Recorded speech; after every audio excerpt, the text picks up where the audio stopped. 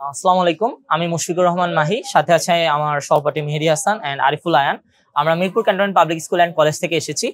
আমাদের প্রজেক্টের নাম হচ্ছে লাইফাই সিস্টেম ইন মিলিটারি। আমাদের প্রজেক্টের মেইন কনসেপ্ট হচ্ছে লাইটকে এজ এ এনার্জি সোর্সের পাশাপাশি এজ এ মিডিয়াম হিসেবে ব্যবহার করা, এন্ড এটা কিভাবে আমরা ইন্ডাস্ট্রিয়ালের পাশাপাশি আমাদের প্রতিরক্ষা খাতের আধুনিকায়নের জন্য ব্যবহার করতে পারি সেটাই আমরা এখানে তুলে ধরার চেষ্টা করেছি।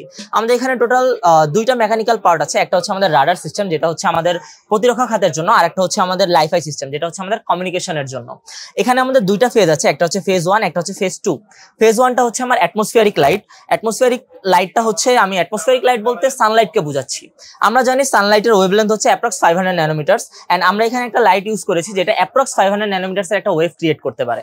আমাদের ইনপুট ইউনিটের মাধ্যমে আমরা যখন কোনো আমাদের ডাটা ইনপুট দিব, সেটা আমাদের প্রসেসিং ইউনিট এন্ড সেন্ডিং ইউনিটের মাধ্যমে এই অ্যাটমসফিয়ারিক লাইটের মাধ্যমে আমাদের অ্যাটমসফিয়ারের সাথে মিক্স আপ অবস্থায় থাকবে। দ্যাট মিনস আপনি যে কোনো জায়গা থেকে যে কোনো সময় আমাদের প্রোগ্রাম করা সোলার প্যানেলের মাধ্যমে ডাটাটা রিসিভ করতে পারতেছেন। এন্ড বাংলাদেশ যেহেতু ভৌগোলিক অবস্থান অনুযায়ী একটি দুর্যোগ ভাবাপন্ন দেশ, দুর্যোগ আমাদের নিত্যদিনের সঙ্গী। কোনো কারণে যদি আমাদের অ্যাটমসফিয়ারিক লাইটের অ্যাভেলেবিলিটি না থাকে, অথবা আমাদের রাতের বেলায় ট্রান্সমিশনের ক্ষেত্রে আমরা কি করতে পারি, সেক্ষেত্রে আমাদের এখানে আছে ডিরেক্ট লাইট। ডিরেক্ট লাইটের ক্ষেত্রে আমরা সেক্ষেত্রে সরাসরি ট্রান্সমিশনটা করতে পারবো। এন্ড লাইটকে এনার্জি সোর্সের পাশাপাশি অ্যাজ এ মিডিয়াম হিসেবে ব্যবহার করা জিনিসটা অনেকটা সায়েন্স ফিকশন শোনা যায়, যেটা আসলেও পসিবল কিনা।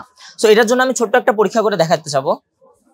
দেখেন, এখানে আমার এনার্জি সোর্স কানেক্ট করা, বাট আমার এখানে কি কোনো লাইট জ্বলতেছে? আমার এখানে কোনো লাইট জ্বলতেছে না। একমাত্র আমি যখন আমার কোঅর্ডিনেট করা ডিভাইস কানেক্ট করব, তখন আমার সম্পূর্ণ সিস্টেমটা অ্যাক্টিভেট হবে। আমার কোঅর্ডিনেট করা ডিভাইসটা সরাই দিলে আমার সিস্টেমটা অফ হয়ে যাবে। একমাত্র আমার কোঅর্ডিনেট করা ডিভাইস কানেক্ট করলাম, আমার ডিভাইসটা,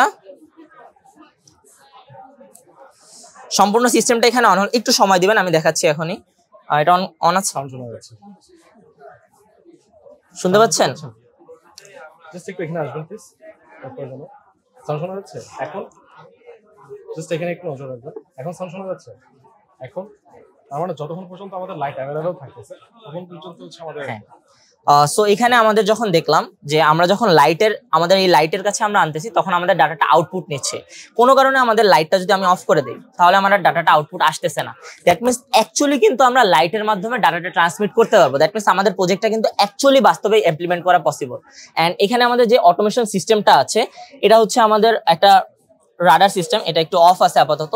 সো বেসিক্যালি এটার কাজ হচ্ছে আমাদের বর্ডার লাইনের কাছে যখন যুদ্ধ অবস্থায় বা কোনো দুর্যোগপূর্ণ অবস্থায় আমাদের সবকিছু কিন্তু ফিজিক্যালি আমাদের হ্যান্ডেল করা পসিবল হয় না। সেক্ষেত্রে আমাদের এটা একটা অটোমেশন সিস্টেম। যখন কোনো অবজেক্ট সামনে আসবে, এটা আমাদের একটা সিগন্যাল পাঠাবে যে অবজেক্টটা কত দূরে আছে, প্রতি সেকেন্ডে কতটুকু ডিস্টেন্স কাভার করতেছে, অবজেক্টটার লেন্থ কতটুকু, ওয়াইড কতটুকু, এভরিথিং এখানে শো হবে।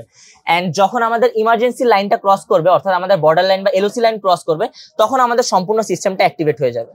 বাট এটা যতক্ষণ না আমার এলওসি লাইন ক্রস করবে, ততক্ষণ এটা অ্যাক্টিভেট হবে না। যখন আমার মেইন ইমার্জেন্সি লাইনটা ক্রস করবে, তখন আমাদের হচ্ছে এই সম্পূর্ণ সিস্টেমটা অ্যাক্টিভেট হয়ে যাবে। আমার থ্রেড ডিস্ট্রয় হয়ে গেছে এন্ড আমাদের সম্পূর্ণ সিস্টেমটা অফ হয়ে যাবে। এন্ড সম্পূর্ণ পৃথিবী যখন রেডিও ফ্রিকোয়েন্সিতে আগাচ্ছে, আমরা কেন ব্যতিক্রমধর্মী চিন্তা নিয়ে আসলাম? সো বাংলাদেশ কিন্তু একটা উন্নয়নশীল দেশ। আমরা চাইলেই কিন্তু আমাদের কোনো পদক্ষেপ নিতে পারি না। সেই পদক্ষেপটা নেওয়ার আগে আগে আমাদের অর্থনৈতিক বাজেটের কথা বিবেচনা করা লাগে। এন্ড আমাদের এই প্রজেক্টটায় বর্তমানে বাংলাদেশে প্রচলিত যে রেডিও ফ্রিকোয়েন্সির নেটওয়ার্কিং সিস্টেম আছে, এখানে কিছু হিউজ ল্যাগব্যাক আছে। যেমন আমাদের থার্ড পার্টি মিডিয়ামের উপরে সম্পূর্ণ ডিপেন্ডেবল হইতে হয়, সম্পূর্ণ ডিফারেন্ট একটা নেটওয়ার্কিং সিস্টেমের প্রয়োজন হয়, এন্ড সম্পূর্ণ ডিফারেন্ট একটা সার্ভারের প্রয়োজন হয়। কোনো কারণে যদি এই তিনটা সেগমেন্টের যে কোনো একটা নষ্ট হয়ে যায় বা কোনো টেকনিক্যাল ইস্যু দেখা দেয়, সেক্ষেত্রে কিন্তু আমাদের পুরো সিস্টেমটাই অফ হয়ে যায়। এন্ড সেক্ষেত্রে যদি আমরা আমাদের এই সিস্টেমটা ইমপ্লিমেন্ট করতে পারতাম, আমাদের কিন্তু এই প্রবলেমগুলো ফেস করা লাগতো না। আমাদের সম্পূর্ণ সিস্টেমটা সিঙ্গেল ম্যান হ্যান্ডেড কন্ট্রোল করা পসিবল। এন্ড এটা সবচেয়ে বড় উদাহরণ হচ্ছে আমাদের কিছুদিন আগের বন্যা কতটা ভয়াবহ ছিল, এটা সম্পর্কে আমরা সকলেই অবগত। বন্যার কারণে আমাদের রাষ্ট্রের ওই সেগমেন্টগুলা সম্পূর্ণ রাষ্ট্র থেকে ডিফারেন্ট একটা সেগমেন্টে ডিভাইড হয়ে গেছিল। সম্পূর্ণ রাষ্ট্রের সাথে ওই সেগমেন্টগুলোর আমাদের কমিউনিকেশন ছিল 0 এর কাছাকাছি। সেক্ষেত্রে যদি আমরা আমাদের প্রযুক্তিটা অ্যাপ্লাই করতে পারতাম, সেক্ষেত্রে কিন্তু এই প্রবলেমগুলো আমাদের ফেস করা লাগতো না। অ্যাটলিস্ট কমিউনিকেশন আমরা 100-এ 100 রাখতে পারতাম। এন্ড আমাদের একটা ইন্ডিভিজুয়াল নেটওয়ার্কিং সিস্টেমে, রেডিও ফ্রিকোয়েন্সি দ্বারা পরিচালিত নেটওয়ার্কিং সিস্টেমে প্রতি বছরে অলমোস্ট 1,10,00,000 টাকার কাছাকাছি খরচ হয়, যেটা আমাদের কস্ট। এন্ড আমাদের প্রযুক্তি ইমপ্লিমেন্ট করলে আমরা হচ্ছে এই কস্টিংটাকে অলমোস্ট 75% পর্যন্ত রিডিউস করে ফেলতে পারবো।